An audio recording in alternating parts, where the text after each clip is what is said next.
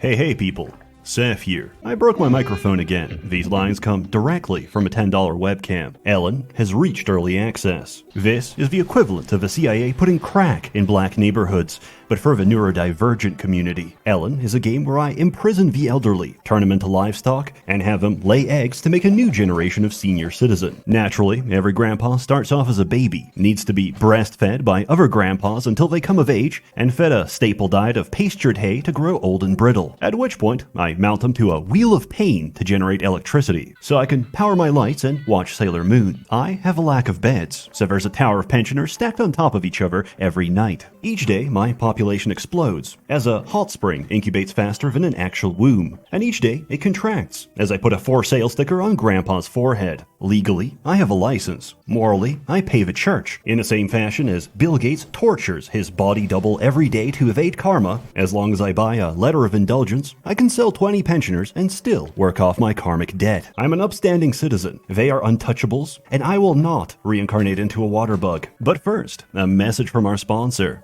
At Raytheon, we don't just build missiles. We build memories. At Raytheon, we don't just neutralize civilians. We vaporize them. Raytheon. Because it's not just a forever war. It's a forever family.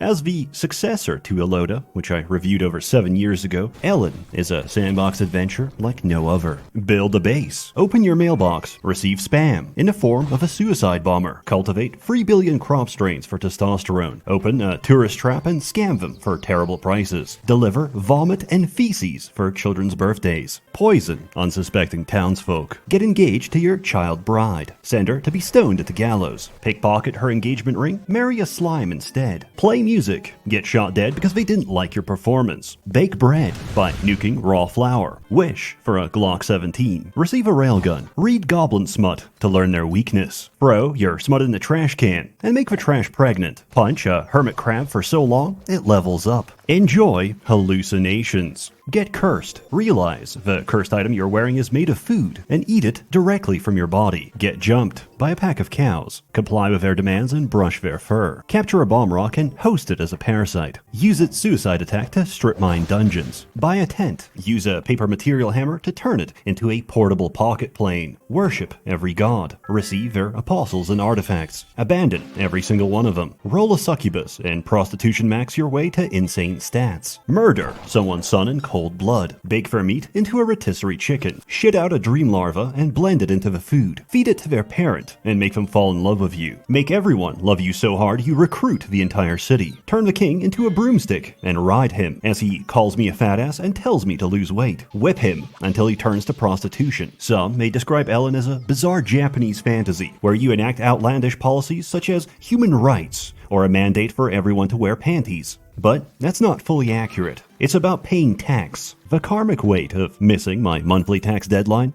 is 40 times more serious than unloading an assault rifle on a homeless beggar. This is a fantasy, funded by the IRS and TurboTax. On being asked his intentions for the game, Noah, the developer, had this to say. I simulate Tokyo salaryman. You make no money because everybody live to 110 year old. And then you take your own life. Game costs $20, real good. Game costs $20, real good. You could be a chaos gene stealer with more hands than limbs. We don't care. Pay the state or suffer the consequences. This game's entire premise is about you getting suckered into owning land by 2 contract killers. Then sucker someone else into 20 million in debt for that same property. There's intrigue, politics, and lore, which you can ignore entirely as you read everyone's death log, which moves very quickly and contains a lot of slurs. Most of them from me, but I prefer this multiplayer, as taking the Moongate to visit a random Japanese base will instantly depress me, as I see his beautiful creation, and compare it to my own O-Block Ghetto Favela. You can even put custom sprites. Half the time, this is animated smut. This is preferable to getting one-shot by a death trap the instant you spawn in, or seeing a Boeing 767 approaching 2 skyscrapers, or loading into Outer Epstein, which has a one-tile entrance that takes off your clothes. Players will see their options for a pet, and most will pick the little girl. But if I throw a hormone drug in her face, she becomes a little boy. This presents the duality of a player base, pedophile or pederast. Look,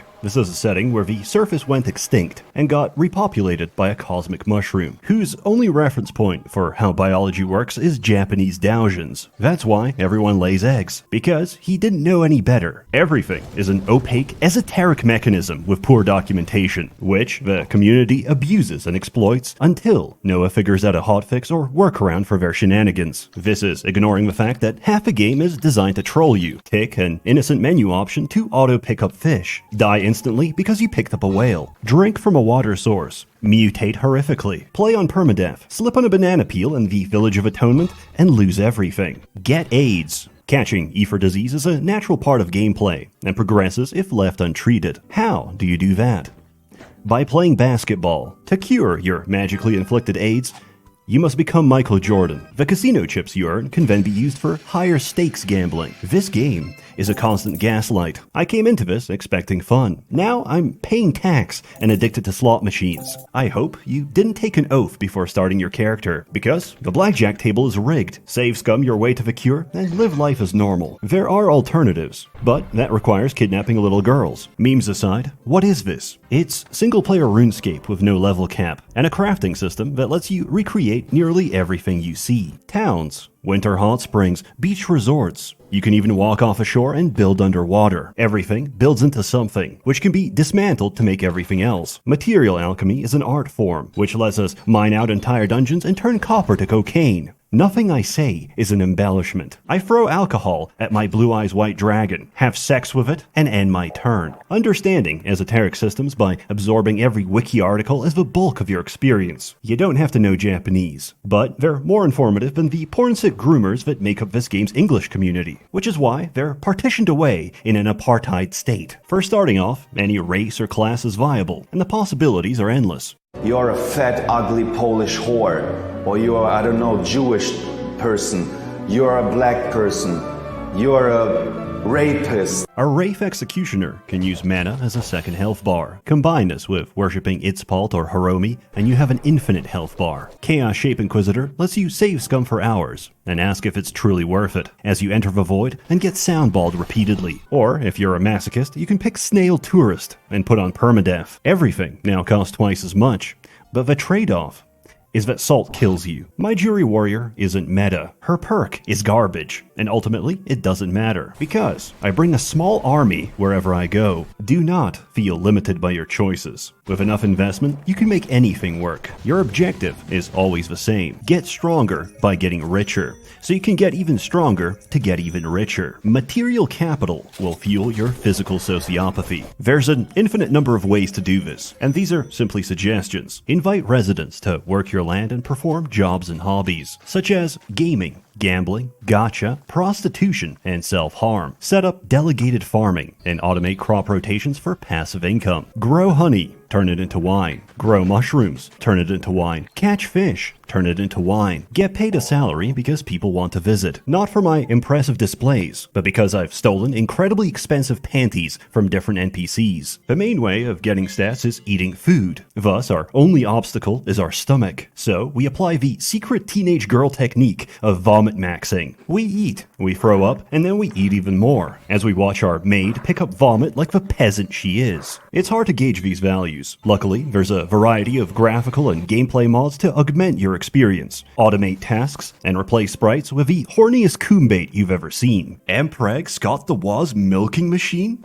Sign me up! On top of this, the game itself has a lot of quality of life convenience. You can auto-dump your entire inventory, configure resource distributions, and even just Ctrl F to search for anything on the map. Everything is completely customizable. In my case, I've gone off a deep end and can no longer see what I'm doing. This is a game of problems and solutions, and dealing with the problems you cause along the way. Mass monsters are a special creature that multiply upon taking damage. There's a spawn limit of 20 monsters entering your base at any time. Taming a mass monster, putting it on the gallows, and sealing its offspring on a set of tiles 10 Z levels higher seemed like a great idea. Until I visited my base again, only to find out everyone is dead. It turns out 2 of my NPCs are coded to teleport directly to enemies, causing them to split and spill into the base, where everyone is too weak to one-shot them. So they infinitely replicate until they fill the entire screen. Conversely, the final boss is too hard for me to kill. By pure chance, I loaded into some Japanese guy's base, which had residents who were level 250,000. They're so high level,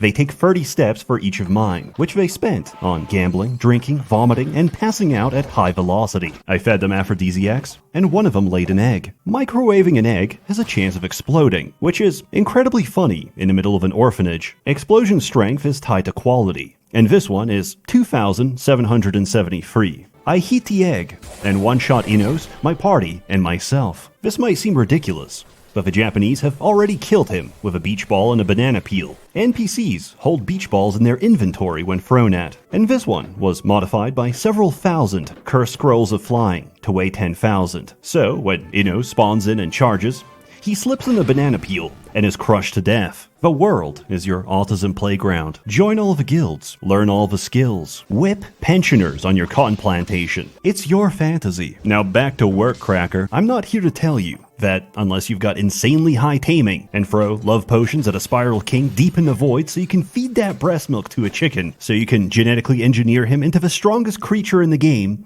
that you haven't played the game. There's no win condition, only your creativity. So choose a goal, a direction, or a hyperfixation, and the rest is up to you. For as many turbo-level Japanese hypersweats at level 3 billion in the void, there's just as many who haven't even left their own base. So rest assured that no matter where you're at, there's some guy who spent his entire playthrough cultivating mushrooms, who has more money than the entire economy. In short, I love Elin. It's a very sweet, beautiful, and calming game that I can't help coming back to. The developer doesn't sleep. He pushes a new unstable build every night, and I wish him the very best. There's enough content for several hundred hours, and it just keeps getting better. I thoroughly recommend it. As always, more content to come, so stay tuned. This video is dedicated to my ops, because I had a script ready after 50 hours, until I saw someone write a critical thesis about my Alona video, took it to heart, and played another free 50. It was only later brought to my attention that the man who affected me so is a barely literate weeaboo who paid thousands of dollars for his cringe OC to be put into the game. He did all this so I could turn his waifu into a burger. A warm thanks to the many members of a Merchants Guild generously funding and bankrolling these videos. You're all truly wonderful. Have a good one.